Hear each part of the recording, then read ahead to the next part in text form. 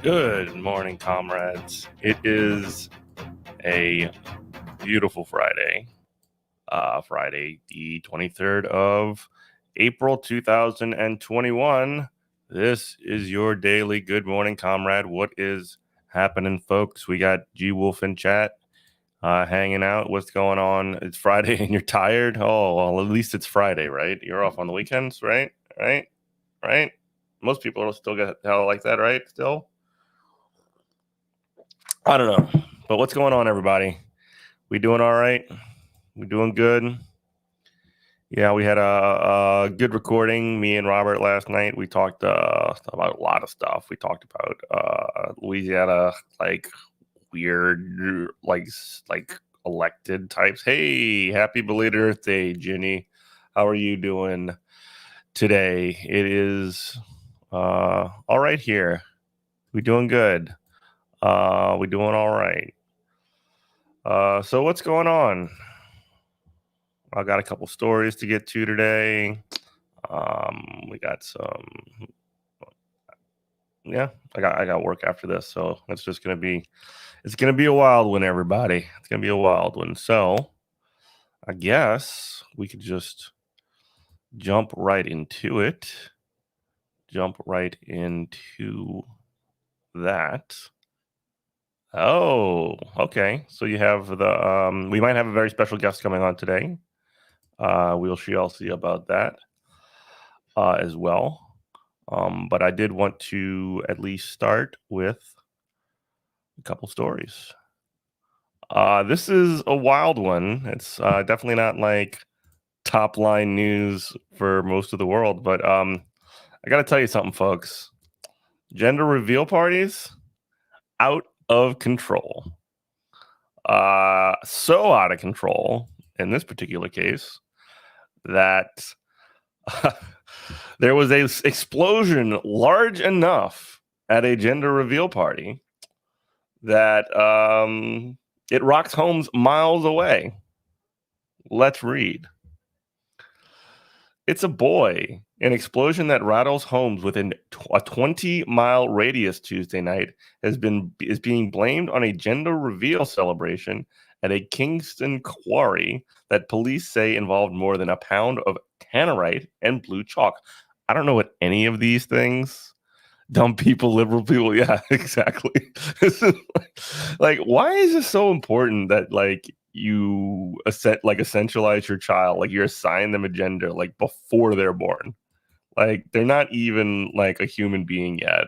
They're just like a bunch of cells wrapped in somebody's body. They barely have like a dick or a vagina. Um they barely have any developed like parts or whatever. And we're just like, okay, this is the important thing that we have to like wrap our entire child's identity around months before they're born.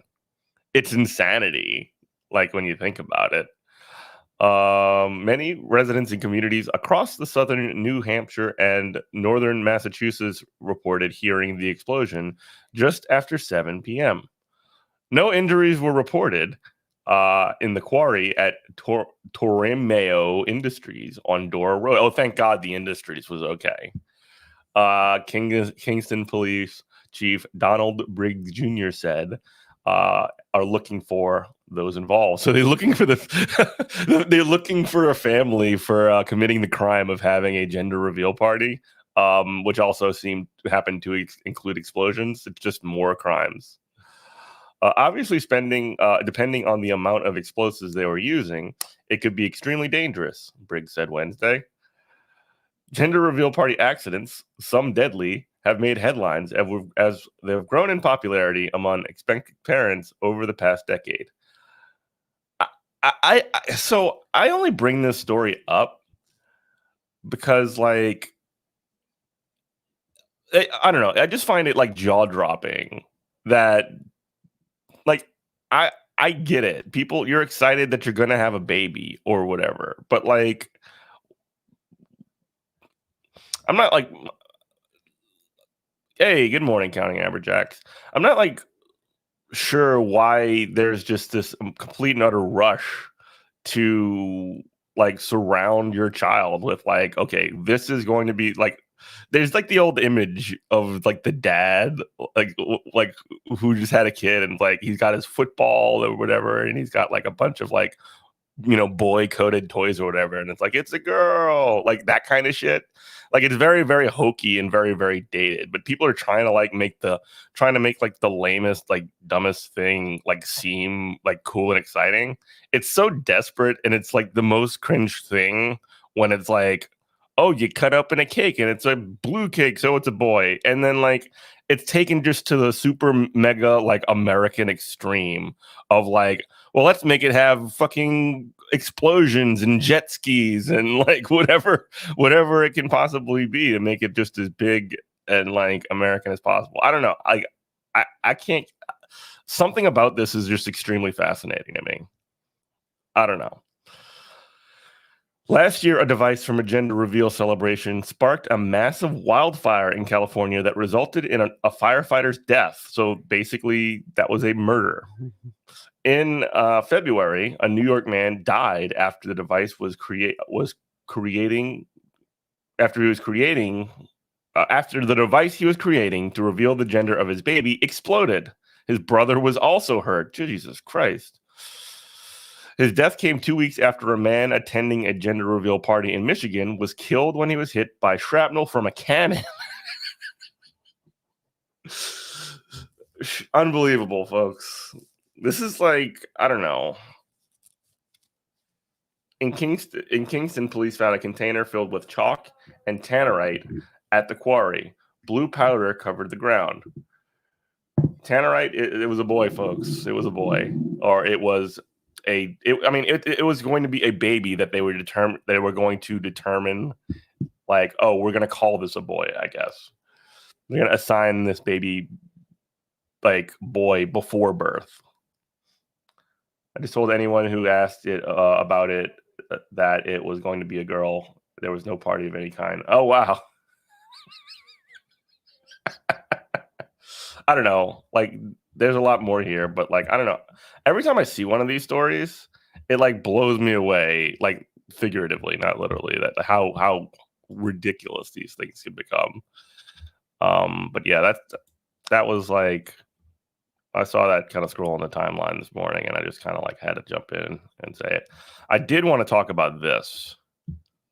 So we actually have a little bit of a clip, and I'm not gonna lie, it's kind of cringe.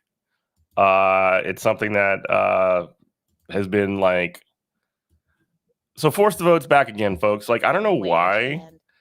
I don't know why I give this like any air at all, but like I think it's really kind of like shocking how this fight never ends. So now the reason I only bring this up in this particular situation is because it's being compared to the PRO Act, which is like we've been covering the PRO Act extremely comprehensively on this program. I hope we're doing a good job of that. We've had multiple guests to talk about it, and we've gotten a lot of really good perspective. We had Ryan Kekaris come on the show. We've had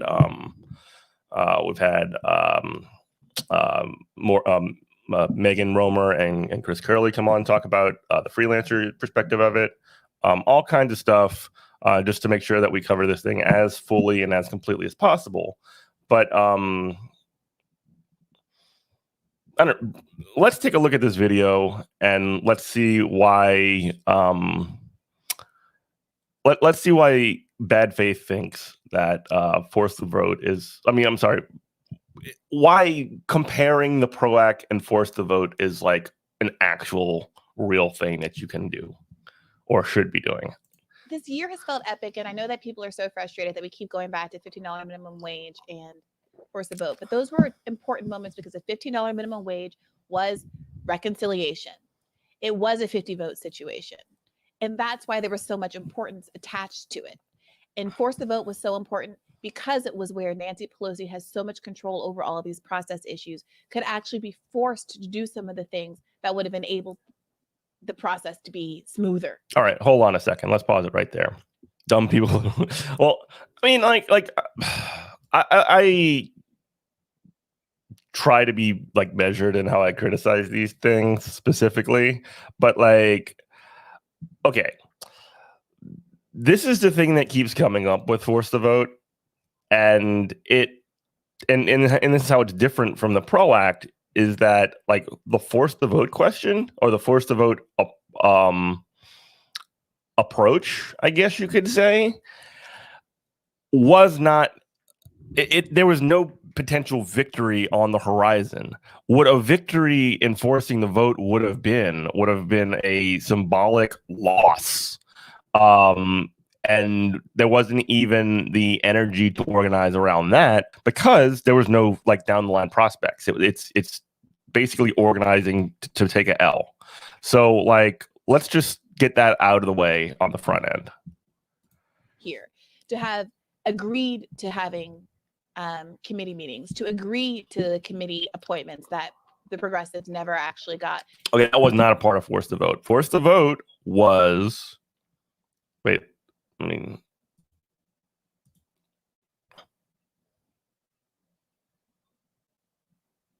so she's saying that they could have actually forced, like, it was important because that was where Nancy Pelosi had so much control. So she's trying to make it seem like that they tried to get more committees, like force the vote was about getting more committee seats, which it wasn't.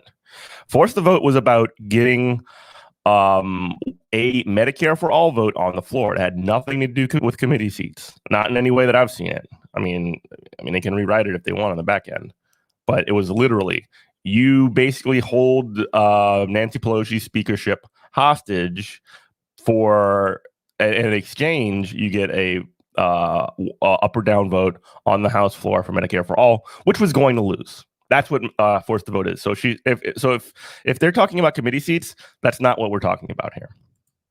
Forced to do some of the things that would have enabled the process to be smoother here, to have agreed to having committee meetings, to agree to the committee appointments that the progressives never actually got.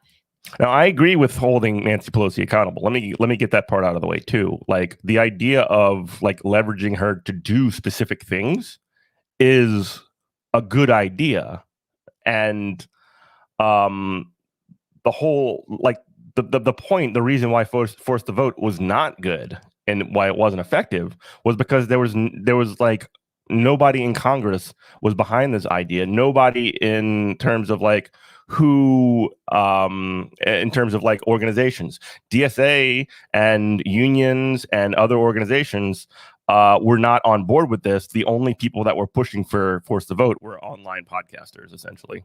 To agree to rule changes around PAYGO and the like that were only done in a partial piecemeal manner, despite how they've been celebrated. And those moments mattered.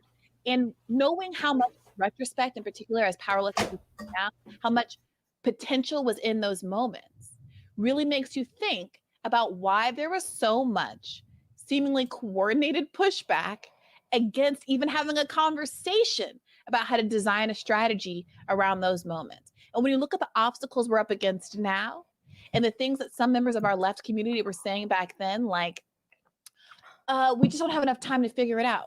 That was your main objection to No, the main objection to forced to vote was not that we don't have time for this. The main objection to forced to vote was that it was a dumb idea, and that nobody supported it, and that there was no organizational support outside of like lefty podcasters. Oh, Andrea is here. We welcome to the show the host of Above It All, Andrea. We have Andrea's hand. We got some technical difficulties here. Please hold. Oh, okay. Well, you know what? None of that happened. I'll introduce you again in a minute. Hey, there she is. Hey, it's Andrea. What's going on? Hello? Is this thing on? I think so. All right. Well, we were just finishing up this segment on Bree and posting a little bit of cringe, and then we could talk about what you saw last night, maybe a little bit. I just want to say, as soon as I loaded this, right, I just saw like the whole thing, and I knew exactly what this was, and then I looked at Virgil's face, and he just looked depressed, and I just like, he's got a gun to his back. It's incredible. It's incredible, and it's just like also like, what the hell? Like, what time is it? What day is it right now? Like, well, and then this is the most amazing part, what she's about to say. To force the vote. Oh, it's going to be hard to organize in a short time frame. Well, there's no possibility of anything now. What? Was it harder to try to put together some pressure around force the vote in a few weeks, or is it harder to try to move for a general strike? No, it's definitely like, what the hell is she doing? In West Virginia to get Joe You can only have a general strike or force the vote. Those are the only options. There's nothing else. That's it. Really seriously consider the filibuster. There's a real like scale issue here, and it all just starts to feel like, I don't know. I mean, it's just gaslighting on gaslighting on gaslighting. Oh, right. Okay. I have no idea where she's coming from these days. It really is like, it's one of those things where it's like, this really like, it's bizarre. It's bizarre. Like, this person's like in an alternate world. It's just like fully immersed into the fantasy life at that point. I mean, like, Lord have motherfucking mercy. Like, am I allowed to say that here?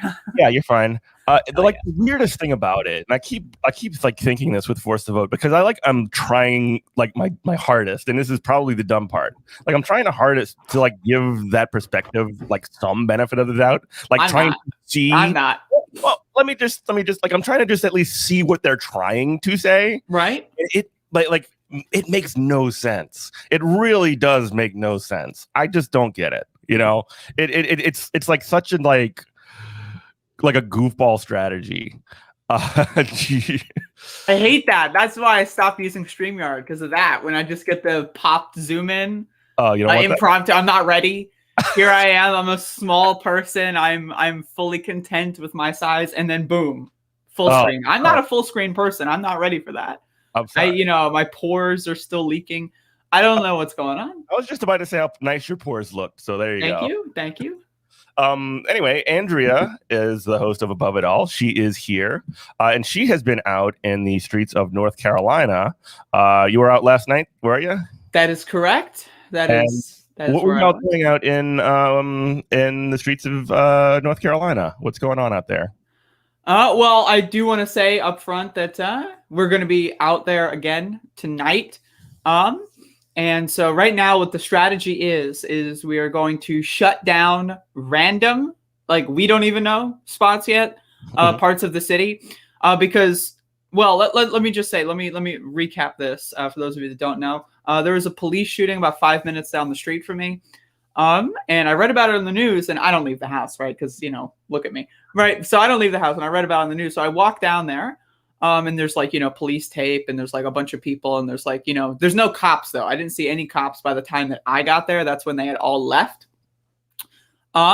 And so I spoke to a couple of the people that were there, and they were like, yeah, like they just like came in and just shot him as he was trying to drive his kid to school, which is just like, what? And it's apparently over a search warrant, right? So instead of thinking, oh, well, we just missed him, let's come back later, they think, oh, well, let's just execute the guy in broad daylight in front of his kid. Now's our chance. Now's our chance. Exactly. Like now we have some smidgen of an excuse to kill someone. I've been waiting for this, right? Now, to my understanding, I think the officer that shot him was relatively young, like 20 something. That's what I heard. And I heard that from a police officer who said that somewhere. It's like, like he was a young guy or whatever. Like that's what I heard, but I don't know. Like the thing about this story is that like they're not releasing any details at all, like in any capacity. And so right now the goal of our protesting is to just get them to release the body camera footage. Which is purely under the supervision of the Sheriff's Department of Pasquotank County, which is the county I live in. And so basically, a bunch of the State Bureau of Investigations released a statement basically saying, we have no authority to release the tape. If you want it, ask the sheriff. They're like, this isn't like that. Like, we'll investigate this, but we don't, don't ask us about the tape, right? They're just trying to basically kick the can over at the sheriff's office. And he has just been gone. He's been disappeared. He is afraid to speak to anyone that's not a camera. Like he will speak to a camera, like a webcam, and do like a 5-minute little video, but that's it. That's all he's got. Like he can't go outside. He's stuck inside. He just forgot how to walk or something. He doesn't know how to go use his outside voice. And so that's kind of what we're doing here is we're just trying to protest to get him to acknowledge that, there are people that live in this city that I live in, like there are actual human beings like outside that want to speak to you. Right. And that's really the first goal. And then, of course, like depending on how that response goes, like he could just come out and say, yeah, sorry, we're not doing it. Like, have fun protesting. And then that would obviously, be a problem. He could come out and just release the body camera footage. But my postulation is that the body camera footage is really bad. Like if you're not releasing it like day of or like a day after, right? It's probably really fucking bad. Like it's probably like you don't want that shit out there. And so this is also like one of the things is like I live in a small town. Like the population's like rounding upwards of 20,000, right? So there's not that many people that live here. It's a really small town. And small town corruption, especially with police, is very, very, very, very big compared to like big cities. Kind of town, yeah. Yeah, right. So it's like, these people have probably been there, done that for like 30 years. That's their whole lives and their whole career. And now all of a sudden, it doesn't work anymore. We can't just say, oh, sorry, we're investigating and people go home, right? And so like, I'm pretty sure what is going to happen is they're just going to ignore us until we make a big enough stink. And so what we're doing, what we did on day 2 is we planned to occupy the bridge in and out of our town. And so they all put like a bunch of police. There's like FBI, there's like SBI, there's like, county police, there's state police. State Bureau of Investigations. Oh, okay. There's like all kinds, there's unmarked cars out the wazoo, right? Right. And then so they all march up down to the bridge and we decide, fuck it. We're just going to go over here instead. So they have this giant police presence at the bridge and we're like, we're just going to go to like, this other road instead. And so like, they're basically thinking, what? Like, what? So, and that's like basically the idea is we're just going to shut down random parts of the city. Yesterday we shut down the busiest road that has like, all the like restaurants, all the grocery stores, all like, the little strip malls and all that.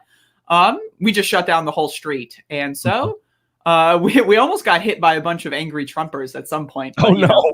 Yeah, I'll go into that story on my stream later. Tune in.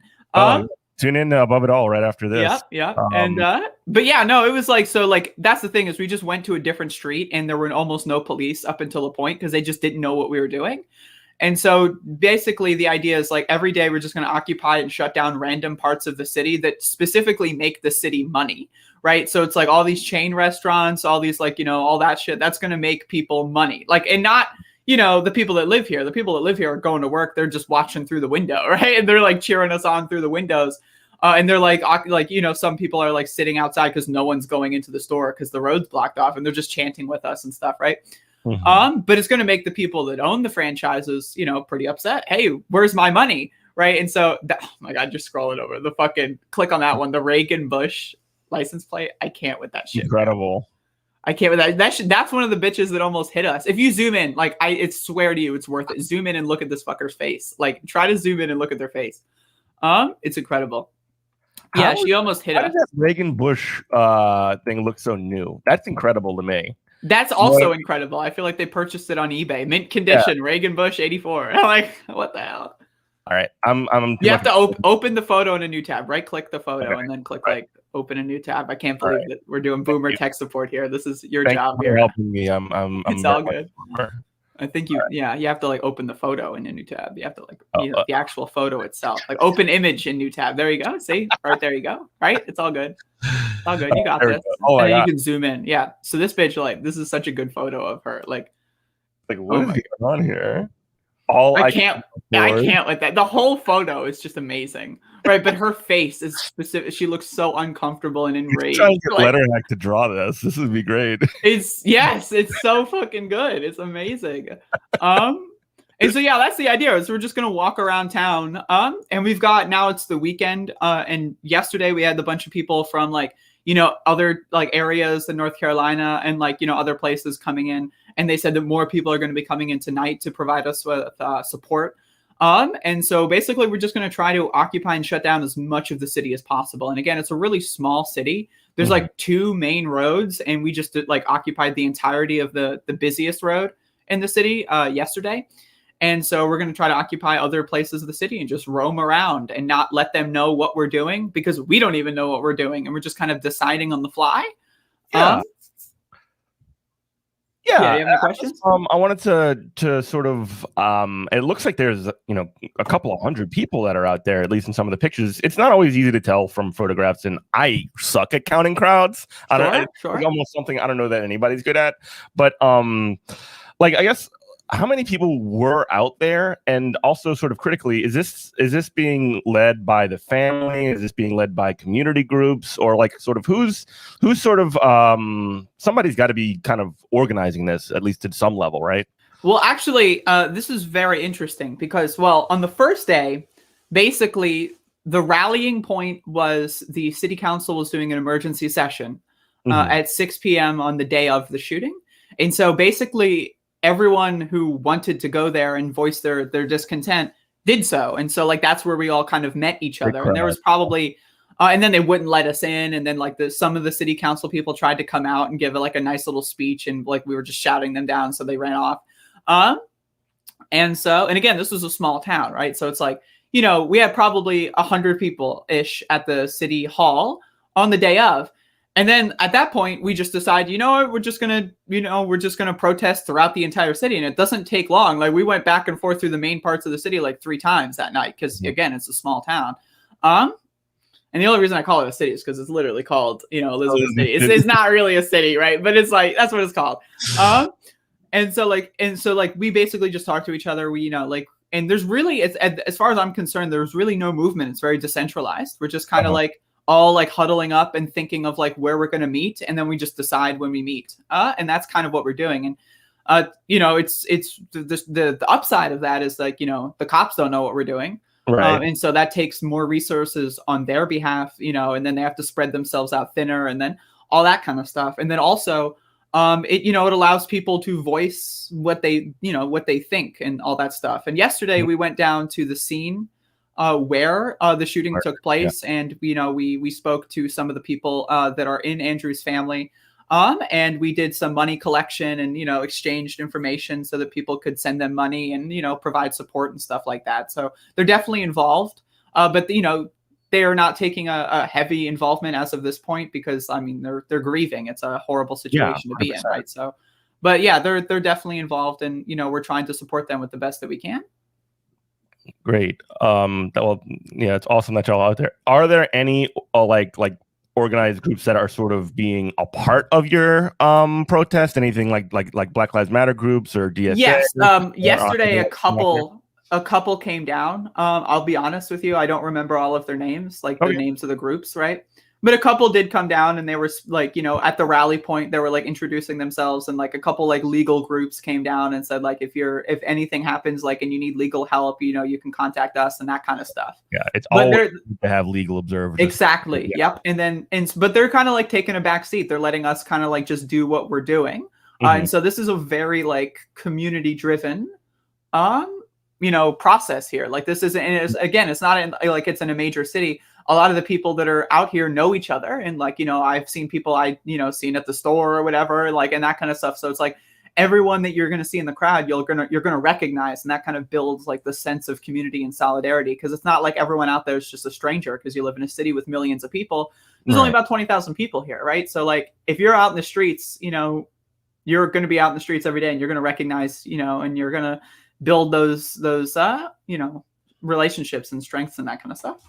Cool. And you know, this is the kind of question that I like to ask about these things, because when I go to the protests, like, you always want to make sure that you have, like, you know, somebody organizing like ice chests full of water or something, you know, right? Sunscreen, or like having medics on the scene. Are y'all having a lot of that good stuff too? Well, one of the benefits of shutting down the major road of commerce is that there's a lot of people that work in these restaurants, and they have unlimited supplies of things like water and food.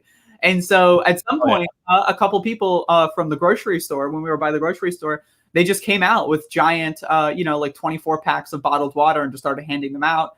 People were, you know, coming out with like, you know, like snacks, like granola bars and stuff. And, you know, I'm anti-sugar, so I'm not doing that stuff. But, you know, if you need it, you need it, right? Yeah. And so yes, the community is like definitely providing that kind of stuff. As far as medical support, we haven't had any sort of physical altercations whatsoever yet. As far as anyone being injured, and as you can see on that one, like we got pretty close yesterday. Yeah. So I don't think that there's anyone with medical training, but we do have some nurses. We do have some people that, like, you know, said like, you know, worst case scenario, I can help out. I always try to carry medical equipment with me at all times. Even though I'm not the most trained person, but like someone around me will probably know more about how to use stuff than I do. So, right. So I like to carry around medical equipment. I like to carry around water and stuff like that. And, you know, like, just in case, you know, you always want to be prepared. You want to have everything that you would ever need for any scenario you think will occur in these kinds of situations. So, yeah. But yeah, it's very loosely organized right now. And there's, you know, we could definitely use more, like, you know, trained medical people as well, for sure.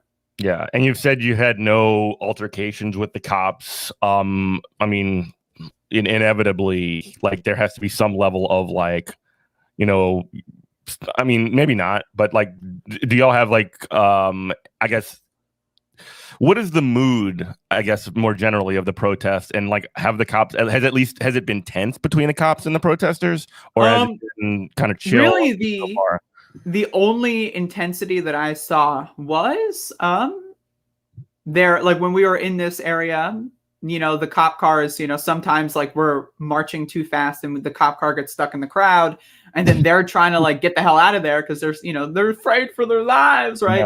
Yeah, and so that kind of makes for tense situations. Of everything. Yeah, and then people were like throwing like water, like, you know, just dipping water on their windshield and stuff, like, you know, like that kind of stuff. And they're like, yeah. And so like it, you know, I feel like if that was like a cop in the car that like theoretically wanted to start something, that, you know, something would have been started. But it really has been like, you know, no one's, you know, there's no violence, no, like, you know, windows are breaking, you know, nothing like that is occurring whatsoever. Really, the only thing that's occurring is just mild pranks, like really just like, you know, like pouring water on a cop car, that kind of stuff, like very like sitting on the hood of a cop car, like is the most physical right now that we're getting. But the police are ready for anything. Like, you know, I've got a lot of photos on there from even the first day of like them dressing up as like fucking World War I soldiers, right? Like, it's bizarre, right? So they're ready to, like, you know, they're ready to go on a mass shooting, like, at any point. And like, that's the demographic, you know, 80% voted for Trump, you know, most of them are white, like they're ready to go on a mass shooting at any point. But really the thing about the local police is the local police is really like spread thin. And so like what I mean by that is like the local police does not want to be there. They, for the most part, from what I understand, a lot of them agree with the protesters, right? but they're being paid like super triple overtime, and then like they're all these like all the sheriff's people are trying to like coerce them and stuff, but like they really seem like they don't want to be there, and you can tell like when like for example, I would see the same police officer driving his car around constantly trying to corral us, right, and get out, and he'd be like every time I could see like the physical exhaustion as he was getting in and out of the car. It's like, here we go again, right? So like these people, like they're very low energy for our low energy cops, right? But like we have a lot of outside police, outside agitators, if you will. And so I don't know how to read them because I don't have much experience with like the state troopers, and also like there's a lot of unmarked cars as well that like have the little. I have a question. If there's no audio, is it still a siren? Is it like, what is this? Is the siren the audio visual combination? Is the siren the sound and the lights are the light? The light. It's just called the lights. I guess so. Like there has to be a better term. Like it's not just lights. I mean, flashers. I don't know, but yeah. So like there's unmarked cars with those little fucking things on like the hood or whatever, right? But are otherwise unmarked, and there's a lot of them, and like. You can tell if the car is an unmarked cop car because it looks really nice, right? So it's like these like American like Crown Vics. I've seen them get like almost like these like fancy like Dodge Chargers or whatever. Yeah, we're seeing like SUVs and like fucking like like that kind of shit. And it's like, yeah, like if your car doesn't have like bird shit all over it and like fucking has like grease stains all over it, chances are you're a cop. And like so that's kind of the situation that we're in. If you don't have Bondo all up over the top, then you're probably exactly. If you don't have stickers on the windshield, like you're done. It's over. Like you're sussed out immediately. And so I don't know what's going to happen tonight. The police presence has definitely escalated from day 1 to day 2. Like they kind of knew as soon as they killed the guy that like they needed some people in there just in case, right? But like day 1 to day 2 is a significant upgrade, and especially unmarked police vehicles.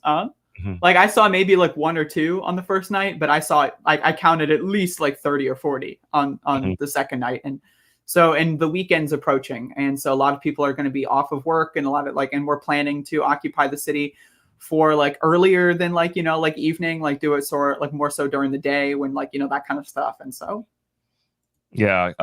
Top Damage Wizard Robert from our show says, yeah, what y'all are doing is perfect. Never try and occupy anything. The goal is to waste the police / state's time, make the cops occupy, make the city pay their overtime. Like in terms of essentially you said it yourself just a moment ago. You're like cops are basically feeling some kind of like repercussion for like having to do this. Obviously, it's not justice or anything like that, but it's a pain in their ass that they have to right deal exactly out there. Right. And we're just going street to street. We'll all sit down, and then they'll think that this is going to be a standoff. And then it's like, psych, we're just going to go over here instead. Right. So they all set up and everyone's ready. And then we just like barge through some of the cop cars and just go to somewhere else. Right. And so like they're constantly having to reconfigure what they're doing. They're so confused. And again, that's the other thing is like, we don't even know what we're doing. Right. So we're just all kind of planning it like as it happens. And yeah, so that's kind of what we're doing here. Cool. And so that's awesome. I guess anything else you wanted to say on the issue, or my feet hurt. Your feet hurt? Oh, what? Yeah. You're just up and walking. Yeah, my feet hurt the whole time. Your award-winning 5-star wiki feet. Yes, they're being very calloused right now. It might be the end of my career. Oh no! Tragedy strikes. But anyway, yeah. Well, thanks so much. Andrea, I don't know if you want to stick with us. I got a couple more stories we can cover, but I know you have to prep for. Yeah, I gotta probably go and do my own thing. But thank you for having me on. Of course, anytime. You're always welcome. I'm always welcome. Well, I'm about to start hosting this show then. Yeah, well, add it to my lineup. I'll do 2 shows in the morning. If I'm always welcome, I mean, hey. Yeah, be safe out there tonight, and yeah, have a good time out there at the protest. I will try my best to have a good time. Yeah. Thank you. All right. Thanks, Andrea. This is the awkward part where I leave. I like, oh, don't look at me. I'm leaving. That's Andrea. She is the host of Above It All, which comes on right after this show. She's been out at the Andrew Brown, the protest for the murder of Andrew Brown in Elizabeth City, North Carolina. Yeah, just check out her video. She's been posting videos over at her Twitter at Pogs for Bernie. And yeah, definitely check out her show Above It All right after this one. So yeah, that was great. Love a good drop-in interview from Andrea, good friend of the show. So yeah. Let's see. G Wolf says time for a petty. I haven't had a pedicure in a year. If it's clean legal tint, American and can fit people in the back, could be a cop. Yeah, exactly. Let's see here. Yeah, there you go. So I on this subject, we there also has been a rise in attention to the police murder of Makia. Oh Jesus, was it Makia or Makaya? Is her name? Makia Bryant. Makaya Bryant. Anyway, she was shot by police in Columbus. I believe it was the morning of Tuesday, where she had called the cops on that day because people were making noise outside of her home, and she was shot by police. Apparently, she had a knife or something like that. But there's protests developing out there in Columbus as well.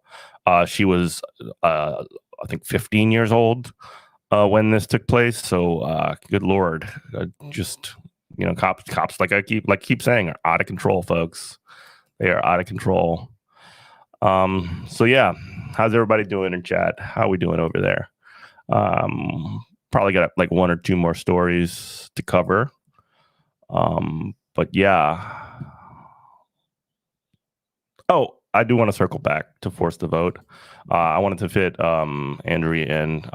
Buddy of mine, Steve, had a good response to a friend of the show, actually guest on the show twice. Steve Katniss had a pretty straightforward rejoinder to what they were saying over about force the vote. Here we go. Right here. Labor has called for filibuster reform. Coalitions have buy-in to this because again, no coalitions, nobody was a part of Force the Vote. It was just a bunch of podcasters on the internet. Support of a bill is a consistent demand, which is literally just this is the bill that's already there, the PRO Act. Without losing a floor vote, opponents are identified and currently being pressed.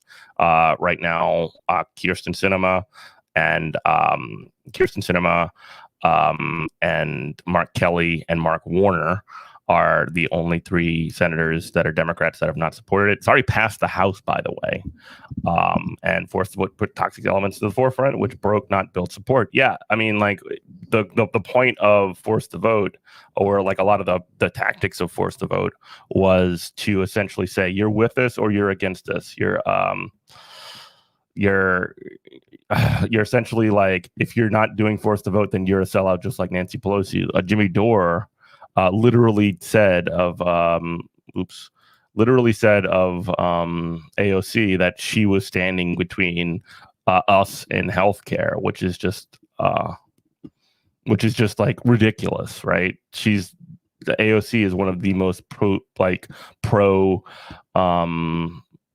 Medicare for all people in the entire Congress. And don't. That didn't happen. I've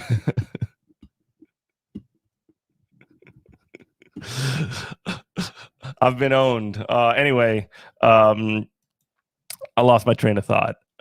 So yeah, the whole force to vote thing is a real waste. It's caused more problems. Another reason not to use StreamYard. Good point. I'm gonna have to go back and block that. Sorry, all the people I'm in DMs with. The sanctity of DMs has been violated. Anyway, where was I? Gosh, now I'm all shook.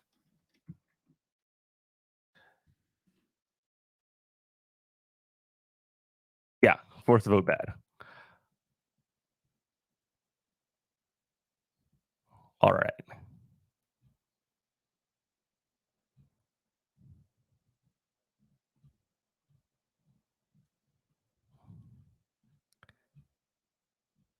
So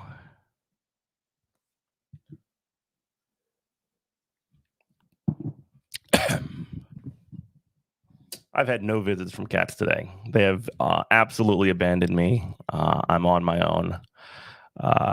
Nobody loves me, folks. Nobody loves me. All my homies hate leaky DMs. Come on, man.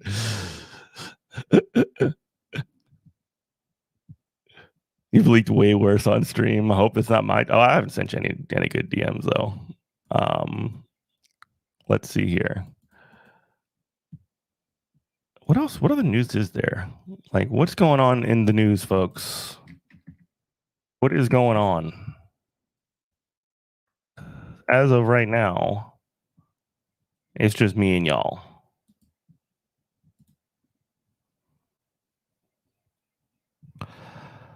Teen shot while walking home from the Columbus bus stop. Oh gosh, it's just like cops are like just still murdering people. Cops, police shooting teenager Micaiah Bryant. Yeah, we saw that one. Portlanders hold vigil in Pioneer Square for Micaiah Bryant. Okay, all the way over in Portland. India's being wiped out by COVID. That's not good. They're having it worse than anybody right now. All right, here we go. Sorry, folks. We have another PROACT segment. You know I love to talk about the PROACT. I'm not sorry, and y'all are happy for it. So look, Senate unions warn Senate Democrats pass the PROACT or else. And like I was just saying a moment ago, there are 3 Democrats that have not yet supported the PROACT: Mark Warner, Mark Kelly, Kirsten Sinema. And there's actually a video of Kirsten Sinema put out by More Perfect Union that actually I want to show you first.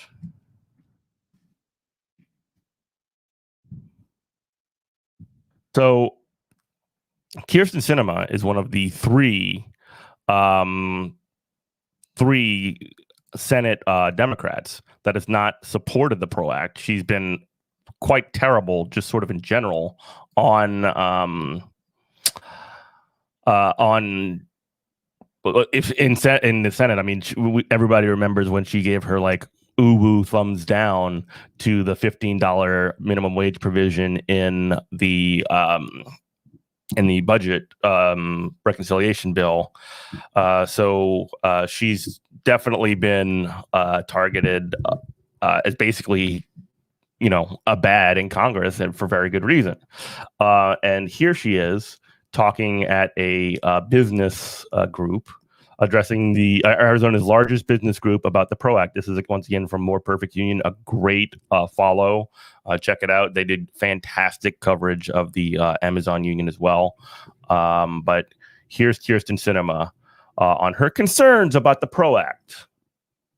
There is some concern right now in the business community. What? You probably heard an issue that our friends at the Arizona chapter of the Associated General Contractors wanted me to bring up with you, that there's a bill that passed the House, the PROACT.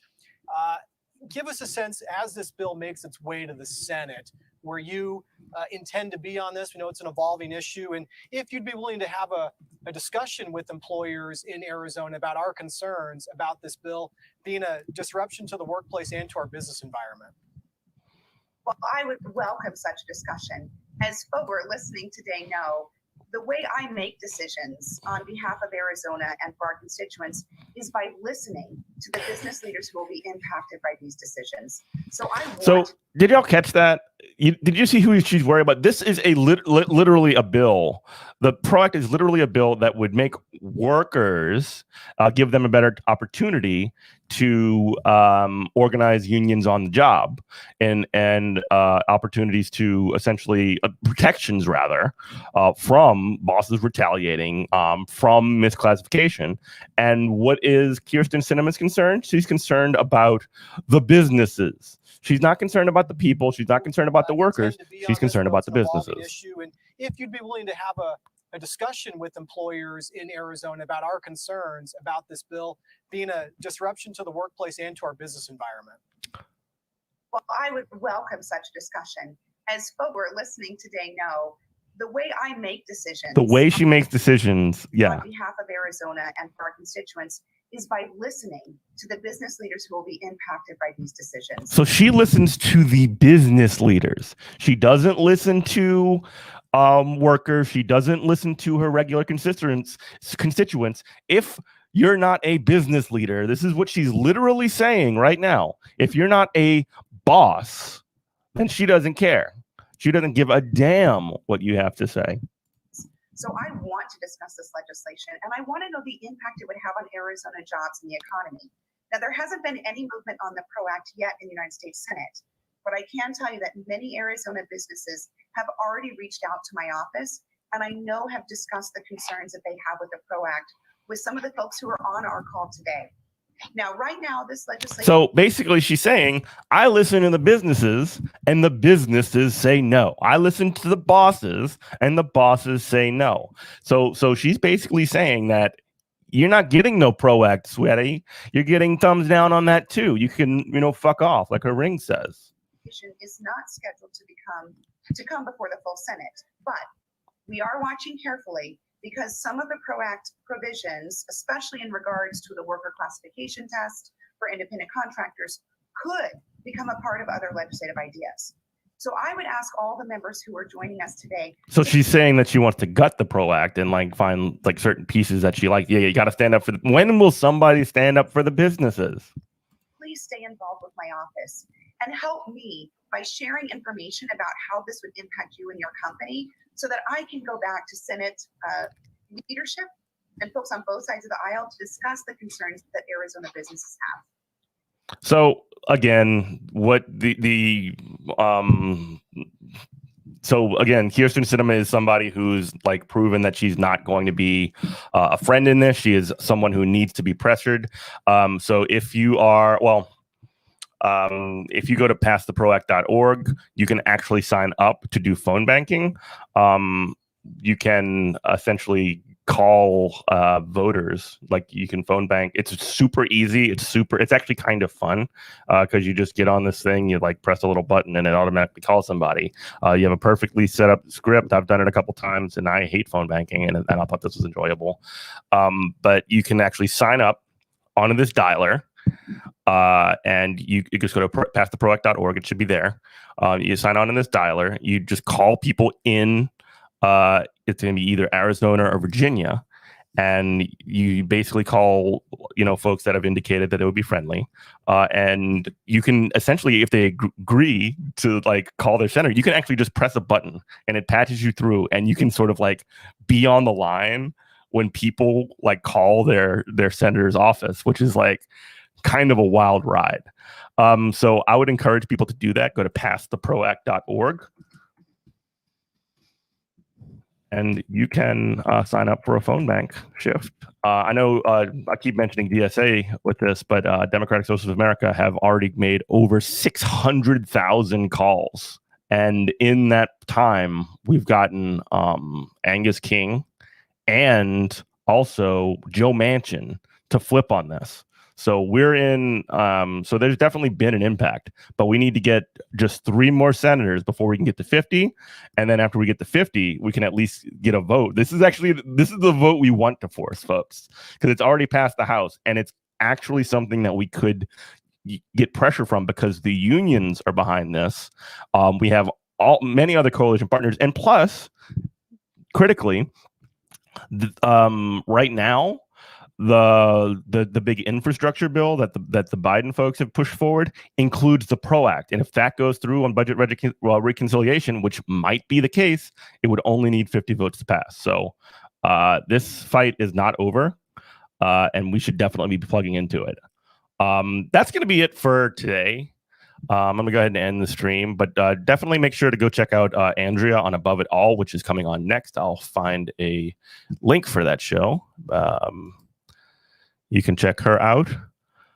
And then you can also support our show, patreon.com/Good Morning Comrade. Patreon.com/Good Morning Comrade, where you can support us, give us a little bit of cash to keep this operation rolling, so we can do bigger and better things. Yeah, there you go. There's a link to above it all. And thanks everybody for joining us. Have a lovely day.